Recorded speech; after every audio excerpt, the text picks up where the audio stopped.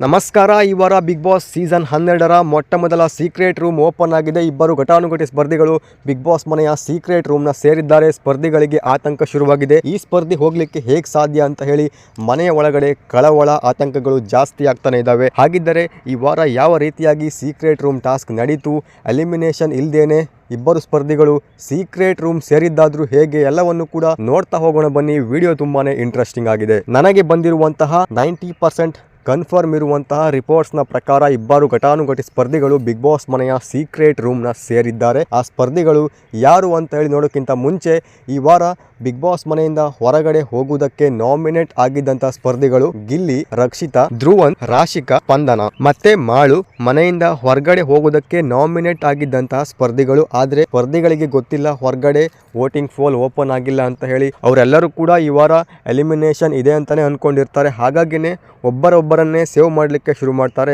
Sudeep sir. ಮೊದಲಿಗೆ save ಆಗುವಂಥದ್ದು ಗಿಲ್ಲಿ, 2ನೇ ಪ್ಲೇಸಲ್ಲಿ ಸೇವ್ ಆಗುವಂಥದ್ದು ಮಾಳು, 3ನೇ ಪ್ಲೇಸಲ್ಲಿ ಸೇವ್ ಆಗುವಂಥದ್ದು ಸ್ಪಂದನ, 4ನೇ ಪ್ಲೇಸಲ್ಲಿ ಸೇವ್ ಆಗುವಂಥದ್ದು ಕಾವ್ಯ.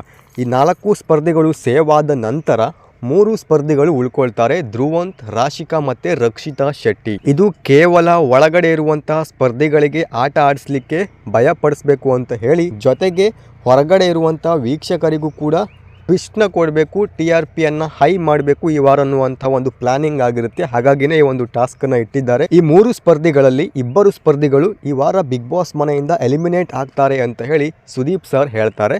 ಆ ಇಬ್ಬರು ಸ್ಪರ್ಧಿಗಳು ಯಾರು ಬೇಕಾದರೂ ಆಗಿರ್ಬೋದು ಅಂತ ಹೇಳಿ ನೀವು ಗೆಸ್ ಮಾಡ್ಬೋದು. ಆದರೆ ಒಬ್ಬ ವ್ಯಕ್ತಿ ಮಾತ್ರ ಕನ್ಫರ್ಮ್, ಅದು ಧ್ರುವಂತ್ ಅವರು 100% ಈ ವಾರದ ಸೀಕ್ರೆಟ್ ರೂಮ್ ಸೇರುವಂತಹ ಮೊದಲನೆಯ ಸ್ಪರ್ಧಿ. 2ನೇ ಸ್ಪರ್ಧಿ ತುಂಬಾ ಜನ ಹೇಳ್ತಾ ಇದ್ದಾರೆ ರಕ್ಷಿತಾ ಶೆಟ್ಟಿನೇ ಹೋಗ್ತಾರೆ ಸೀಕ್ರೆಟ್ ರೂಮ್ಗೆ ಅಂತ ಹೇಳಿ. ನನ್ನ ಪ್ರಕಾರ ರಕ್ಷಿತಾ ಶೆಟ್ಟಿ ಸೀಕ್ರೆಟ್ ರೂಮ್ಗೆ ಹೋದರೆ ಹೊರಗಡೆ ಅಷ್ಟೊಂದು ಹೈಪ್ ಕ್ರಿಯೇಟ್ ಆಗುತ್ತೆ ಅಂತ ಅಂದ್ಕೊಳ್ಳಿಕ್ಕೆ ಸಾಧ್ಯ ಇಲ್ಲ. ಯಾಕೆಂದರೆ ರಕ್ಷಿತಾ ಅವರು ಸೇವ್ ಆಗ್ತಾರೆ ಅಂತ ಹೇಳಿ ಪ್ರತಿಯೊಬ್ಬರಿಗೂ ಕೂಡ ಗೊತ್ತಿರುತ್ತೆ.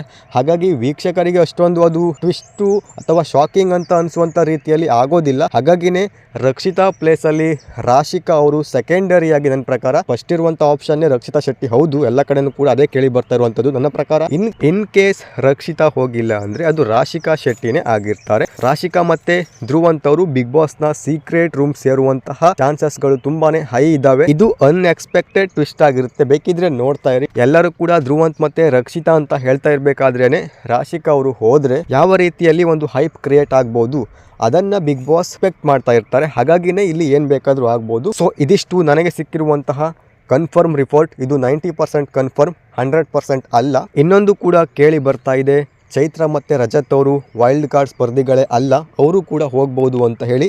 ಇದರಲ್ಲಿ ಏನು ಬೇಕಾದರೂ ಆಗ್ಬೋದು. ಚೈತ್ರ ಮತ್ತು ರಜತ್ ಕೂಡ ಹೋದರೂ ಆಶ್ಚರ್ಯ ಪಡಬೇಕಾಗಿಲ್ಲ.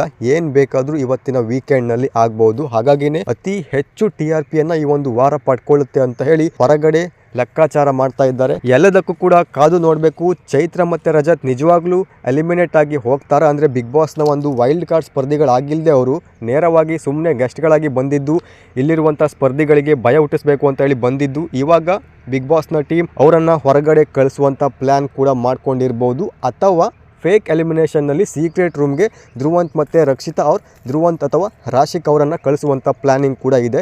ಎರಡರಲ್ಲಿ ಒಂದಂತೂ 100% ನಡೆಯುತ್ತೆ. ಹಾಗಾಗಿ ಯಾವುದೇ ಕಾರಣಕ್ಕೂ ಯಾರು ಕೂಡ ಚಾನಲ್ನ ಸಬ್ಸ್ಕ್ರೈಬ್ ಮಾಡ್ಕೊಳ್ಳದೆ ಹಾಗೆ ಹೋಗಬೇಡಿ. ಸಬ್ಸ್ಕ್ರೈಬ್ ಮಾಡ್ಕೊಂಡು ಹೋಗಿ. ನಿರಂತರ ಅಪ್ಡೇಟ್ಸ್ಗಳನ್ನು ಕೊಡ್ತಾ ಹೋಗ್ತೀನಿ. ವಿಡಿಯೋನ ನೋಡಿದ ಪ್ರತಿಯೊಬ್ಬರಿಗೂ ಕೂಡ ಧನ್ಯವಾದಗಳು. ಶುಭ ದಿನ.